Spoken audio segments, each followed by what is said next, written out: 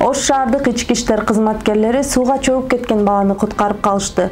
Ош ички иштер башкармалыгынын маалымат кызматынын Сокол медиа сайтына берген маалыматына караганда, окуя кечээ 3-июнда болгон. 2011-жылы туулган Ош шаарынын жараны балык уулоого барып сууга чөгүп кеткен. Ошол учурда Ош шаардык ички иштер кызматкерлери профилактикалык иштерди жүргүзүп жүргөн жеринен баланы көрүп калышып, куткарып калышкан. Окуя болжол менен 15:00 чамасында болгон. Учурда куткарылган баланын абалы жакшы деп айтылат маалыматта. Депутат Тазабек Икрамов Жогорку Кеңештин эл аралык иштер, коргоо жана коопсуздук комитетинин төрагасы болуп шайланды. Добуш берүү жашырын өтүп, жыйынтыгында ал 73 добуш алды. Комитет төрагалыгына Бир Бол фракциясына Мамасадык Бакиров, ал эми Өнүгүү Прогресс Тазабек Икрамовдун талапкерлиги сунушталган. Эске салсак, эл аралык комитетти буга чейин Исхак Пирматов жетектеп келген. Ал өткөн жумада өз арызы менен депутаттык мандатынан баш тарткан. Пирматовду 31 майда Улуттук коопсуздук комитети кумтөр ишине байланыштуу камакка алган. Бүгүн 4-июнда Бишкектеги эски аянтта Сапат билим берүү мекемелеринин дайынсыз жоголгон президенти Орхан Инандыны колдогон митинг уланды. Митингге Сапат лицейинин бүтүрүүчүлөрү, мугалимдери жана лицейдин окуучуларынын ата-энелери катышты. Алар өкмөттөн жана укук коргоо органдарынан Орхан Инандыны таап, кайтарып берүүнү талап кылышууда. Эгер кимдир бирөө Орхан Инандыны тапса, ал Сапат билим берүү мекемесинен $1 миллион сыйлык алат деп билдиришти митингчилер. Бишкек шаарында маршруттук таксилердин иш таштаганына байланыштуу шаардыктарга бир топ ыңгайсыздыктар жаралды. Чөнтөкчүнүн автобуска тыгылып турган жеринен жанындагы жүргүнчүнүн телефонун уурдап алган видео тарады. Видео социалдык тармактарда тарап, кызы талкуу жаратууда. Ош базар бар, Ош базар. 100 сомдон. Я болбойбу? Ош базар 100 сомдон. Мына биздин мамлекетте Кыргызстандын аймагында канча лаборатория иш жүргүзөт?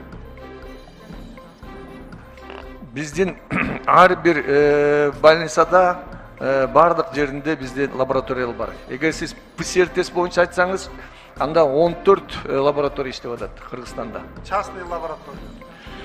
Частный лабораториядан биз 4 фирмага уруксат бергенбиз. Кайсылар?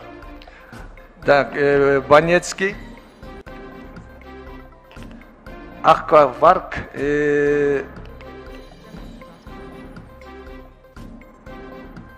Евроланг бар.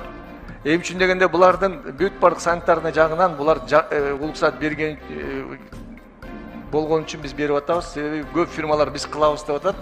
Себеби санитарный условиясы жок болсо биз аларга бере албайбыз. Ошол 4 частный лабораторияны кайталап койсоңуз? Банецкий, Акваварк, Аквалаб, Евролаб. 4.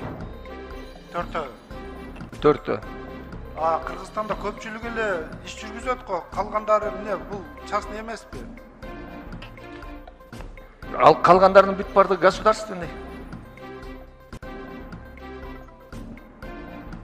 Кыргызстанда сиз айтканда боюнча башка аймактарда ушулардын эле эмеси тиги ачылганда, мисалы кылсак Банецкий. Мисалы үчүн Хуйман дегени бар. Туурабы? Жок, сиз түшүндүм, ал Гуман, башкалар болсо бизге ПЦР тестке биз бербейбиз уруксат. Алардыкы ковидке кыла алышпайт да. Не соответствует санитарный условиясы. Ошон үчүн биз Хуменди өткөргөн эмеспиз. Башка көп фирмаларды өткөргөн жокпуз. Алар эмне иш жүргүзүп атат анда мамлекет? Алар болсо общий анализ крови, биохимический анализ крови, сахар крови, ушундай баягы элдин күнүмдүк анализдерин өткөрүп атышат.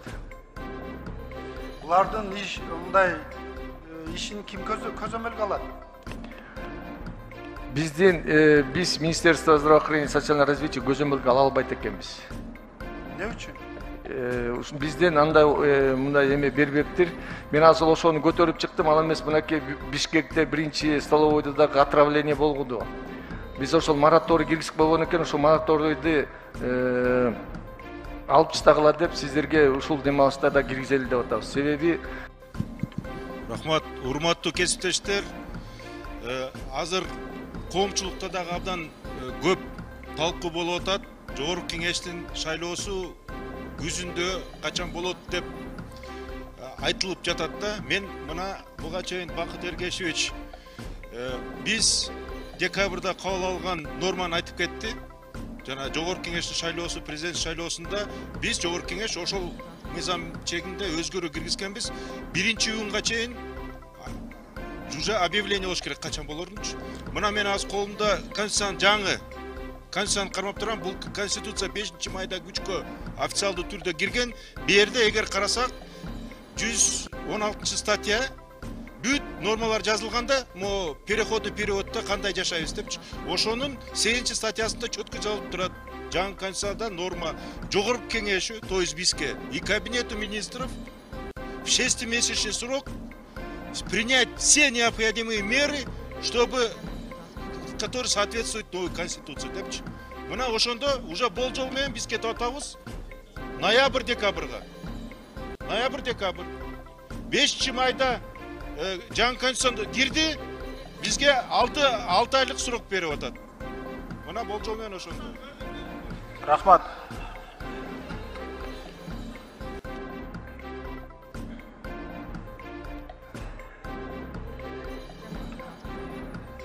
Туура, бул конституциялык норма.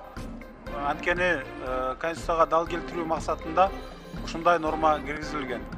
Болгону коллегалар ушул жөнүндө кыскача түшүндүрмө берип атышат.